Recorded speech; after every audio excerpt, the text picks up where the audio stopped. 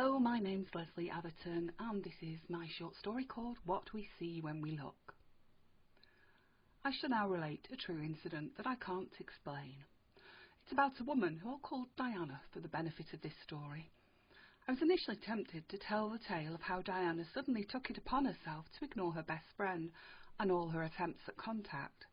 That was certainly an unexplained mystery to Sarah, though she put it down to Diana's social anxiety disorder and heavy drinking, 6 cans of cider each night being a little too much for such a vertically challenged female.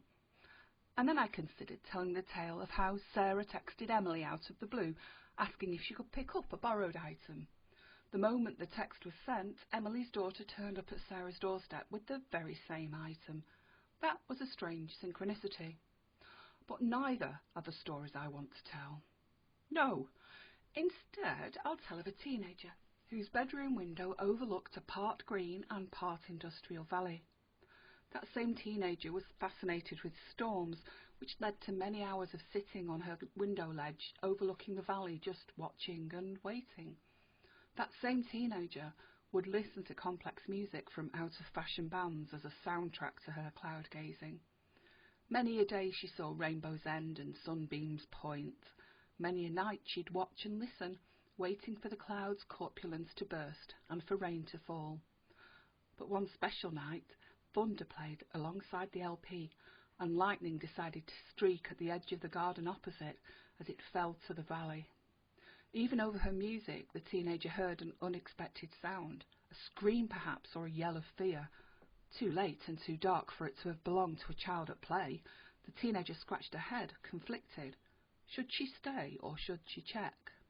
As she stayed, deliberating her decision and staring further at the storm, she noticed more. A dark shape had appeared in the dark garden opposite her window, illuminated a little by the Victorian-style street lamp opposite, but mainly by the storm's own firework display. Dare she investigate? Dare she stay? The teenager thought the shape appeared human, though certainly it was larger than a normal human, but she knew that darkness often worked as an accelerator. Who didn't feel like an Olympic sprinter when running home at night? Who didn't hear the scariest of sounds when the bedside candle was blown or bedside lamp was turned to the off position? Shivering, the teenager waited. The shape, upright, black and fogged, moved, or did it walk, through the garden on the crazy paving path, and seemed to be aiming for the huge detached house. It drifted almost through the garden and towards the door, but disappeared as it reached the wooden barrier. Had the teenager been drinking or taking psychotropic drugs? She wasn't that kind of kid, being more of a dreamer than a rebel. Had the light and the lightning played tricks? Perhaps.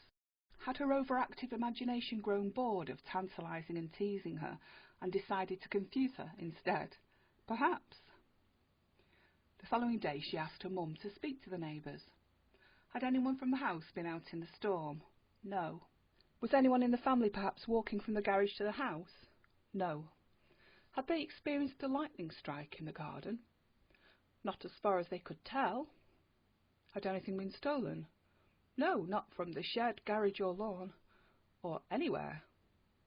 Her mum had asked those questions, but had refused to ask if her neighbours owned a pet black bear, and the teenager had refused to explain further.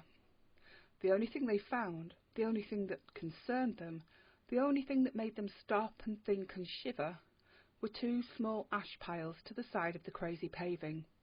2 small, slightly washed away ash piles under the totally burnt out garden lamp.